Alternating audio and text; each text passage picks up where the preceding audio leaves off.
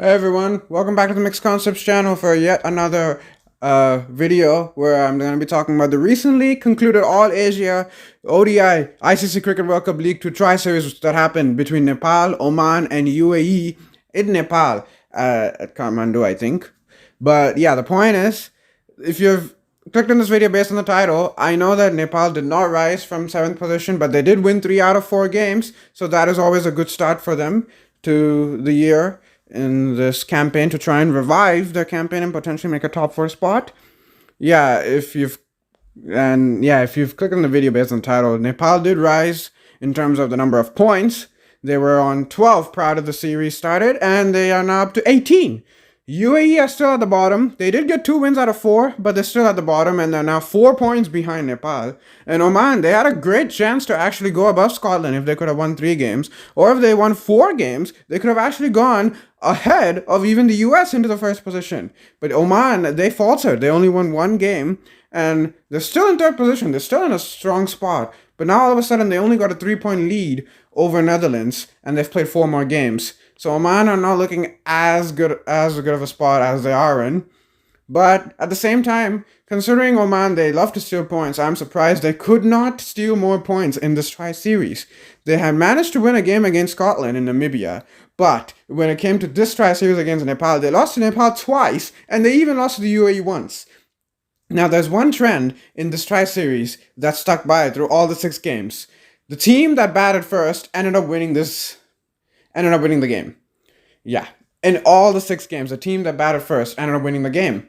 The closest game was the second time Nepal and UAE played each other because it was rain affected, but that was probably the best game in terms of watching it as a neutral fan because it went right down to the wire. It was just a 6-run victory at the end for Nepal via the Duckworth-Lewis-Stern method. To summarize each game, I think the first game was a new game, right? It was between Nepal and UAE. The pitches were a bit new, maybe, so it didn't play as well as teams would have hoped. Nepal, they were all up for 200. Dipender Singh Ari, he was the star of this tri-series for Nepal, to be quite honest. In the first game as well, he made 75. He helped Nepal get to 200. It is a psychological thing. If you can manage to get 200, at least it's something on the board. Even in an ODI game, it can be enough. And it proved here that they could win with 200. Nepal, their strength is always their bowling. Their batting is what always is their question mark. And they were able to defend the 201 pretty well. Yeah, UAE, they got all for 163. UAE, they did bring in a lot of Indian players who had ex-IPL experience.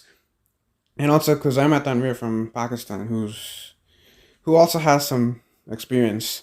Yeah, so despite UAE bringing in quite a few new players who have had previous experience for Indian Pakistan domestics, they couldn't win 4 games. They won 2.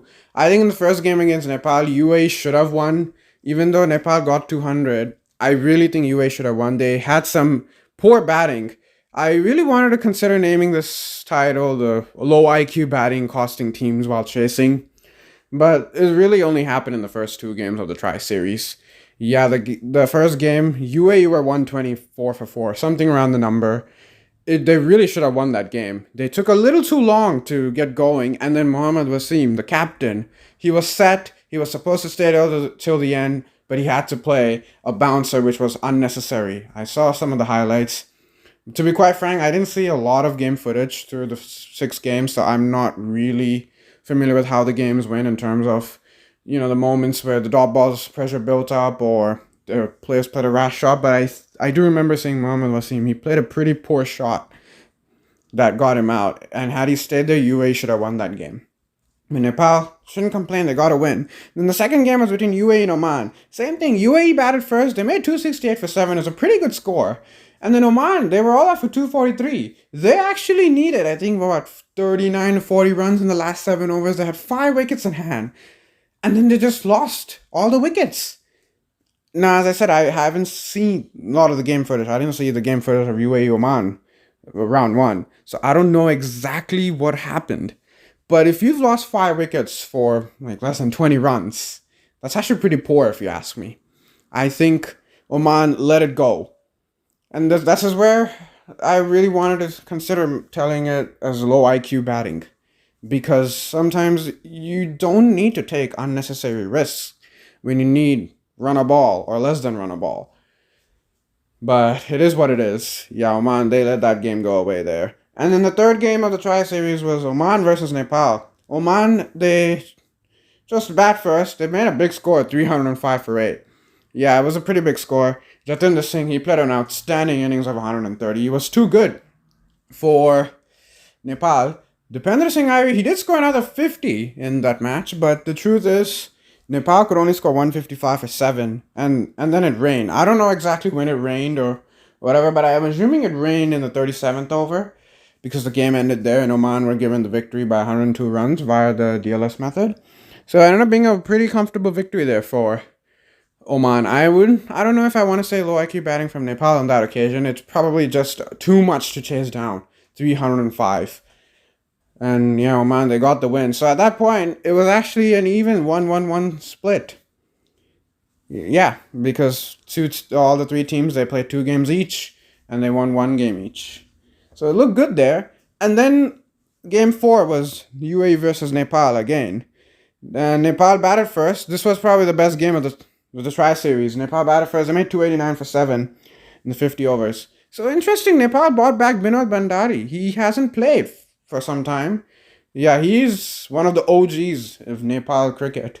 And it's nice to see that he got a chance to play again. And I thought he played okay. He made a 50, right? In this game. He had a bit of luck, but he got to 50, which was good. And Dipender Singh Irie, he made 100. He played awesome in this match. And then UAE, they made 248 for 8 in 38 overs. So I don't know when it rained, but the DLS target was 255. And they were just 6 runs short. Now, it seemed like UAE was supposed to lose this game a little more with a higher margin than 6 runs, but Kuzema bin Tanvir, he was injured in the first innings apparently, but he came out to bat, and he made a really good cameo. It seemed like he was going to give UAE the victory, but then he got out at the wrong time. Yeah, I didn't see much of the highlights from this game either, so I'm not sure what happened, but yeah, good on Nepal to win that game. Yeah, I don't know if I'm really the right person to analyze all these games considering I haven't seen much of them because they happened at such a time where I'm not going to sacrifice my sleep for watching these games. Yeah, but good for Nepal to get the win. And then the 5th game was UAE-Oman, round 2. UAE, they batted first, and they made a really good score, 308 for 8. So this was just a 47 over game, and UAE made 308 for 8. I thought it was always going to be a very high score here. Yeah, these Nepal pitchers, they seem good for batting, but at the same time, there's always something in it for the ballers. So I think anything above 275, and you should very well be in a winning position in these types of pitches. And that's what happened. Yeah, UAE made 308 for 8. It was really high, especially for being a 47 over game. Oman did try hard. Yeah, they lost a few wickets early. And then there was a good partnership, but then Hamad Mirza gets run out at the wrong time. He was the one playing really well. He made 80 something, and he got run out. And I think that was pretty much it. And then Ramanandi, he also made a 50, but the problem was that run out really screwed over Oman from potentially chasing down the target against UAE because they got all out for 254 at the end. And they got all out with 7 overs to spare as well. So had they not lost so many wickets, or all the wickets in this case, they may have had a chance to chase down the target. So, yeah, again, just losing wickets at the wrong time, too many wickets at the wrong time in that case for Oman. And then the final game of the Tri Series, Nepal versus Oman round 2. Nepal, they batted first this time. That was really the only difference here. Because at that point, it was going at the exact same script as the first 3 games. But in game 6, Nepal batted first. And they made 256. That was a pretty good score, I would say. Dipender Singh Irie, for once, he did not make a 50-plus score in this Tri Series. Yeah, it was really his first quote-unquote failure, but even in this game, I think he made like 30-something, so it was a pretty solid performance from him overall. Asif Sheikh was great, he made a 90. And then Arif Sheikh, towards the end, he played some really crucial shots at the end. He made a quick-fire innings that helped Nepal to cross the 250-run mark, because they had lost too many wickets towards the end.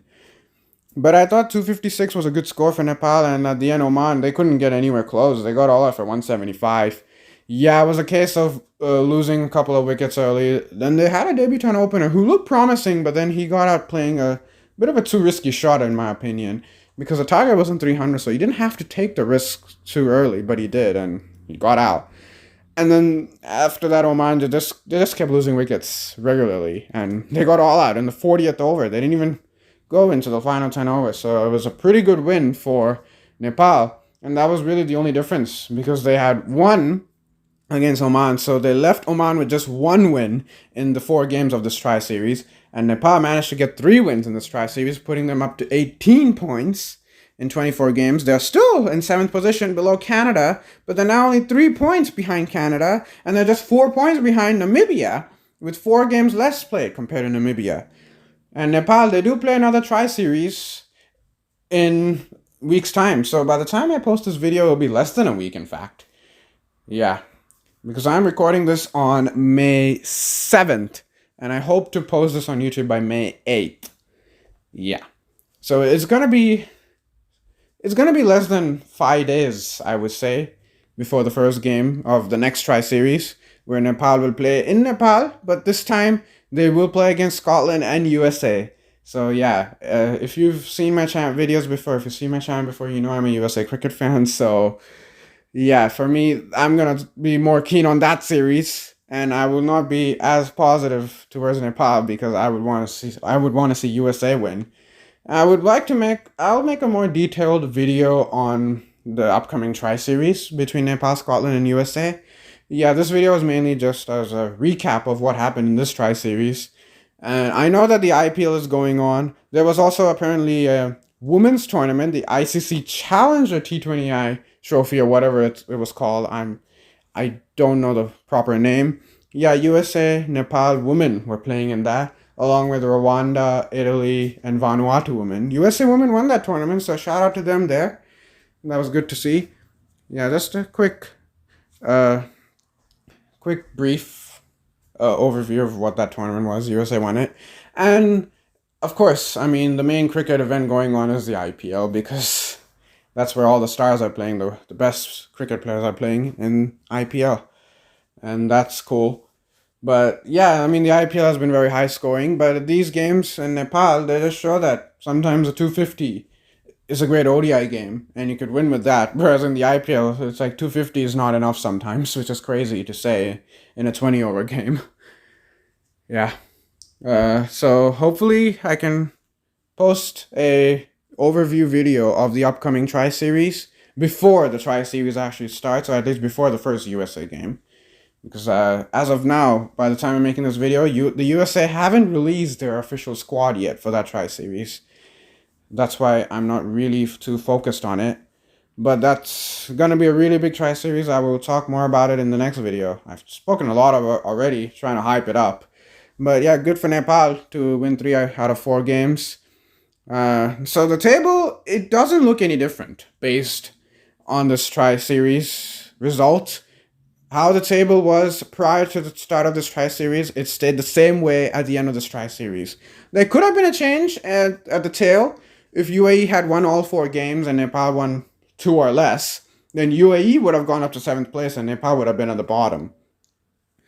Yeah, that could have been probably the more realistic change. Or if Oman had won 3 games, they would have come into 2nd position over Scotland, or even above the US if they had won 4 games. So that could have been another change in the table that could have taken place after this tri-series. But the way the tri-series played out, Nepal had won 3 games.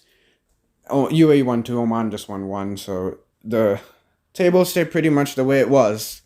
If Nepal had won all 4 as well, they would have still been in 7th position with 20 points, because they would be 1 point behind Canada. But that would have been a much better situation for them compared to now. But I would say they did okay. They managed to get 3 wins out of 4. This is their home turf, so this is where they really had to get as many points as they could. And they did pretty well to get 6 points out of 8 possible points in this tri-series. So, good for Nepal. In terms of it for UAE, they did bring in a lot of players, but they just couldn't win more than 2 games. I thought for UAE, Ajay Kumar was great though. He got 6 wickets in one of the games. Even Junaid Siddiqui got 6 wickets in another game. So UAE had some positives in their wins, but I think they really let go of one of their victories against Nepal. In both the games, you could say, realistically. because losing by 6 runs, it could have gone either way. But I think the first game is really where they let it go. Even though the margin of victory was 37 runs and UAE did lose that game kind of one-sided, but they had it in their hands when the target was only 201. But maybe the pitch played differently that day compared to the second meeting between UAE and Nepal. So you never know which way the pitch plays on the specific day, because I believe the same ground is going to be used for the next tri-series as well. So yeah, it's going to be interesting. In terms of for Oman, I would say they probably will be really disappointed after managing to beat Scotland in Namibia. They beat Namibia once as well, and they had a no result. So they got 5 points in 4 games. They really managed to steal a couple of points, in my opinion, in Namibia, but they kind of got a bit of a reality check in a way in Nepal. But I thought this would be the tri-series where Oman would really get some more points, where they could have won 3 or even 4 games and, really solidify their top 4 spot. Now, they're still in a good position, but, not getting more than 2 points, I think they would have been slightly disappointed with this tri-series tour, Oman, because they have left the door a little open for Namibia or Canada to come up, but I think they're still in a good enough position to where, even though they faltered in this tri-series, I don't think they should really face too many problems to end in the top 4, unless the next tri-series they play like this. Then there could be a bit of a late drop for them in the tri-series or in the ICC Cricket World Cup League 2 table. Yeah, so I think that'll be it for this video. If you've watched till here, just hearing me ramble on for over 10 minutes, thank you so much. Yeah, I just try to keep it like a podcast style. I don't have any equipment really for YouTube video. I know I could do better with editing and all that, but I kind of like to just talk my thoughts out loud regarding the ICC Cricket World Cup League 2 tri-series, because it's fun. These tri-series are fun. Associate cricket's great, and they do produce some really quality games which go unnoticed in the majority of the cricket world because they are not really considered too big amongst the full member nations fans. But I enjoy watching them if I have the opportunity to do so without sacrificing my sleep. So yeah, that's it. Yeah, thank you so much for watching this video. If you did like the video, please do like the video. Subscribe to the channel for more content. And hopefully I can post the upcoming tri-series preview video within the next 4 to 5 days. So stay tuned for that. Until then, bye.